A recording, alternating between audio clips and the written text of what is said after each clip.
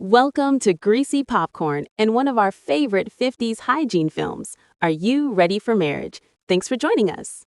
Available in the Greasy Popcorn collection as either a standalone short feature or included on an extended date night episode of My Man Godfrey, this movie epitomizes just about everything a classic hygiene film should be.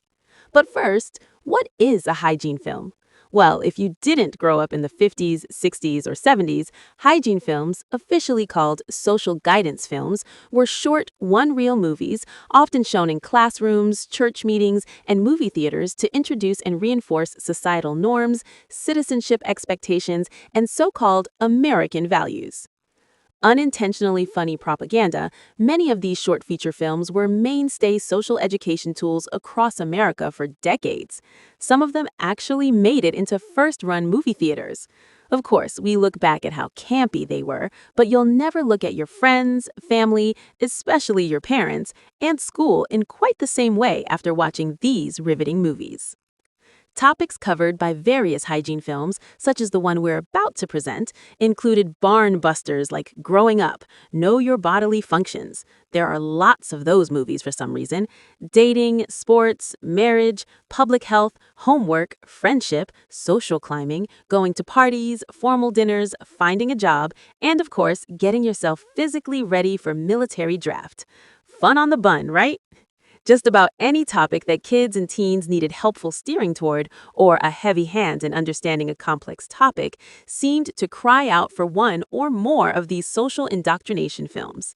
These days, however, many consider hygiene films as unintentionally funny propaganda flicks designed to homogenize behavior and ensure conformity.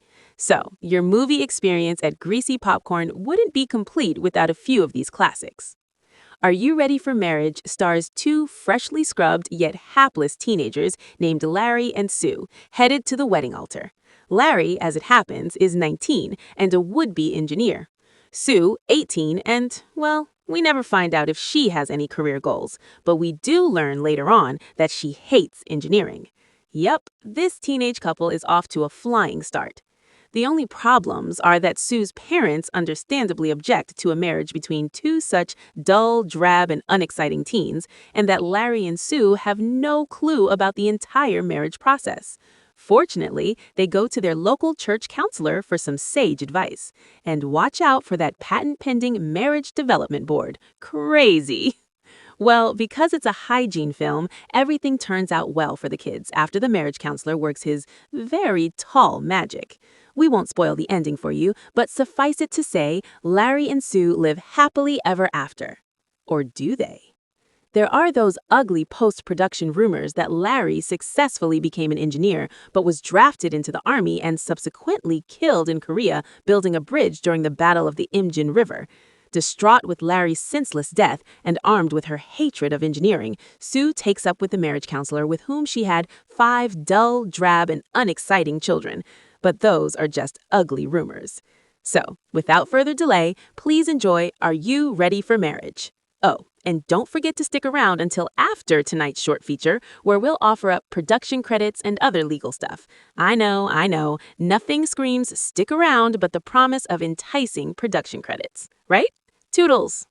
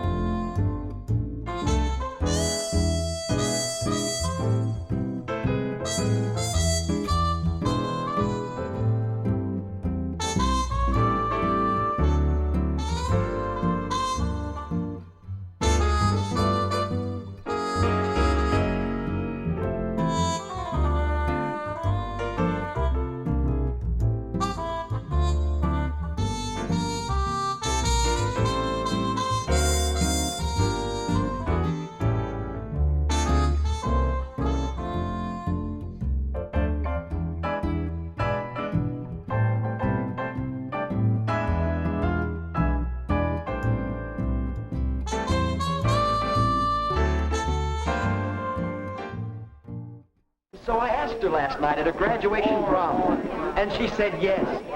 We're going to be married in August. Wow, married? But she's just finishing high school, and you still have 2 years at the university. That's a tough road, Larry. What are you going to use for money? Well, Sue's folks were going to pay something to put her in junior college here in town for 2 years. So we'll have that. But instead of going to college, she'll get a full-time job in campus town. Say she doesn't care anymore about education. So with that, and my part-time job, we'll get by. Uh-oh. Here's Sue now. You two probably want to be alone.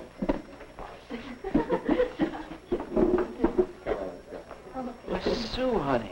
Oh, Larry. Well, what's the matter? It's the folks' sake.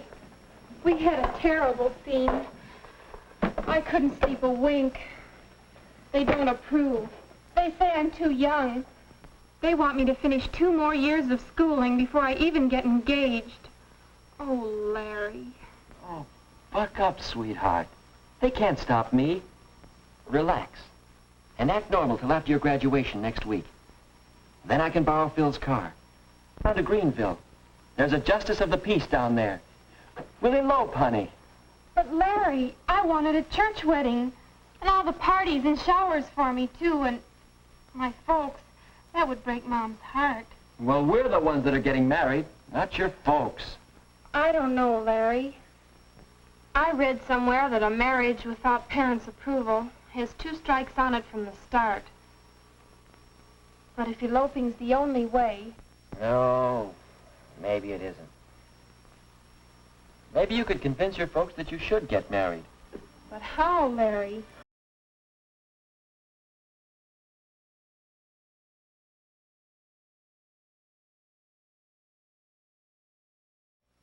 So that's the story, Mr. Hall. Do you think you can help us get married? Why, I'm in favor of marriage.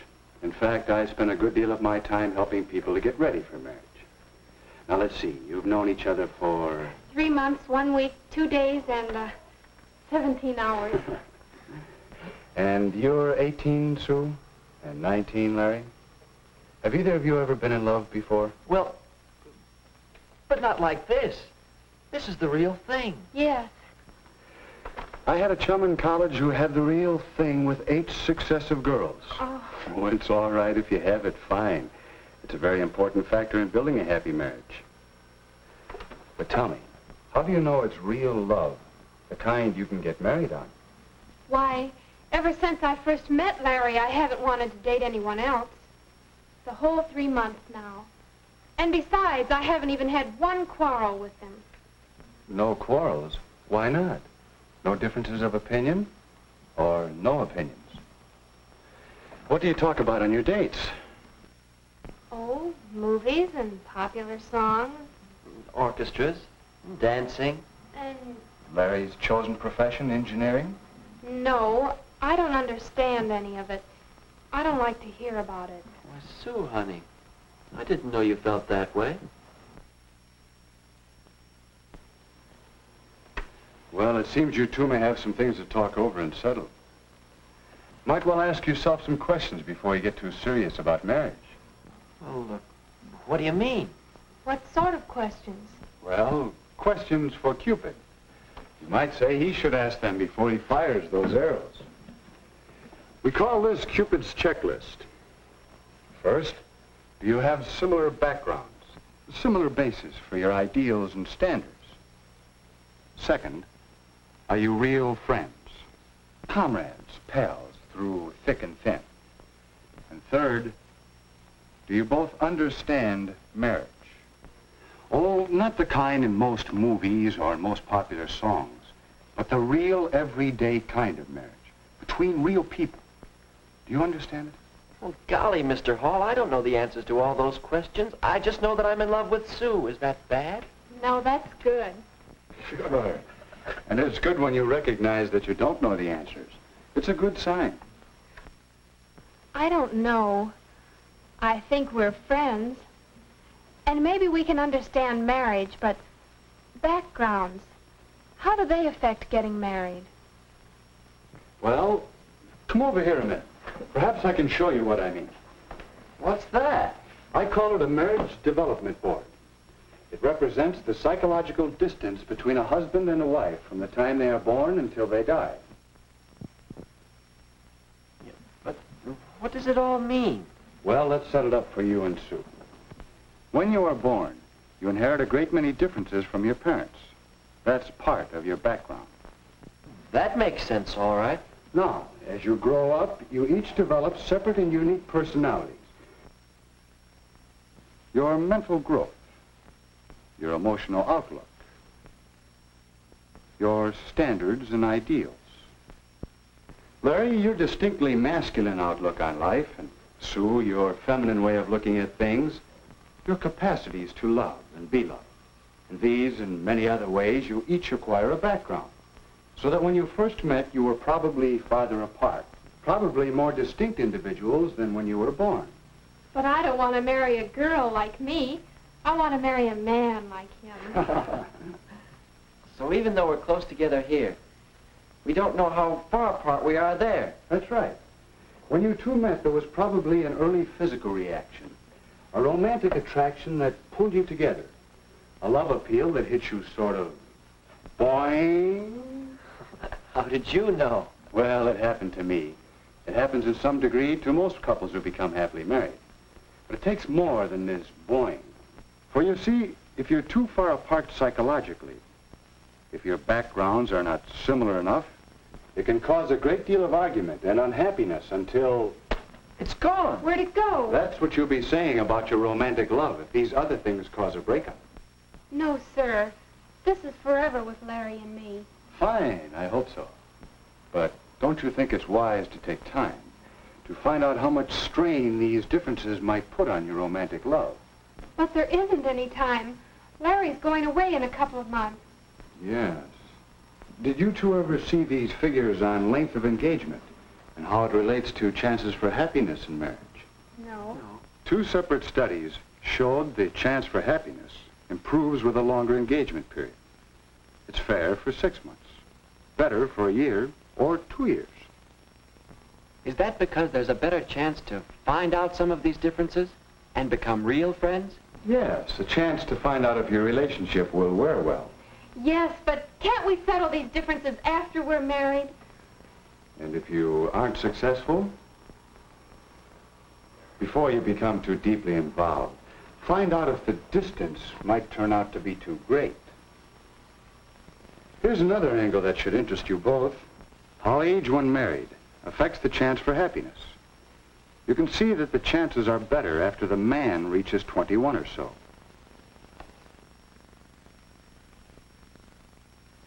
And the same study showed that the woman must be 19 or 20 before the chances for happiness begin to be good. But why? What's the difference between 19 and 21 or so? The difference is in you the next few years. You, Larry, and you, Sue. Young people seem to change and mature in these years from 18 to 21 or even later. So that a person you might marry at 18 or so will seem like quite a different person to you a few years later. Gee, hon. Doesn't take an engineer to see that we're on the bad part of the curve of these graphs. All of them. Yeah. I see our chances aren't so good now. What are we going to do? I thought you were going to help us get married.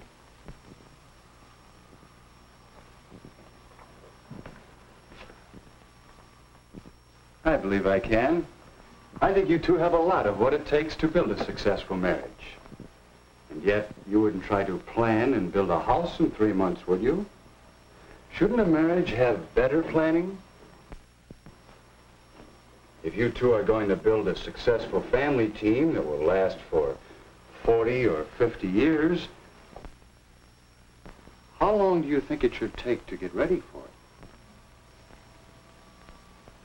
All right. How do we know when we've done it? When the two of you are ready for marriage, you'll sense a new feeling between you. The two of you united as a pair, thinking as one unit, acting as one unit in the building of a marriage and a new family. Your sense of pairedness shows up in the way in which you consider what's best for the pair of you over what you want individually for yourself. Think how often you speak of things from my point of view instead of ours. How often you say, I want, instead of we want. I guess it wasn't my folks that needed convincing, it's me. I mean, it's us, isn't it, Larry? Yeah, we'll say. So in terms of the checklist for Cupid, Larry and Sue began to examine their readiness for marriage. Do we have similar backgrounds? Do we agree on our religious beliefs? And have the same feelings about religion in general? Do we have the same ideals and standards and tastes?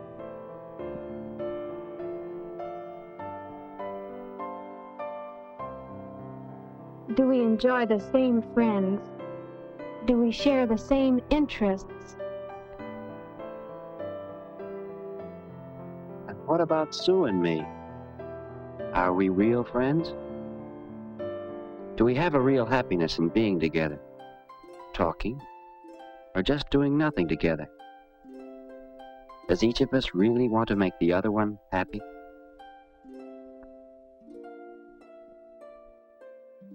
Do we have a real interest in each other? And a sense of pride in each other?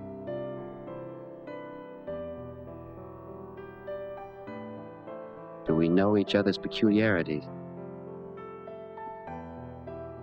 Do we both have a spirit of give and take? Can we quarrel and come out of it with something better than before?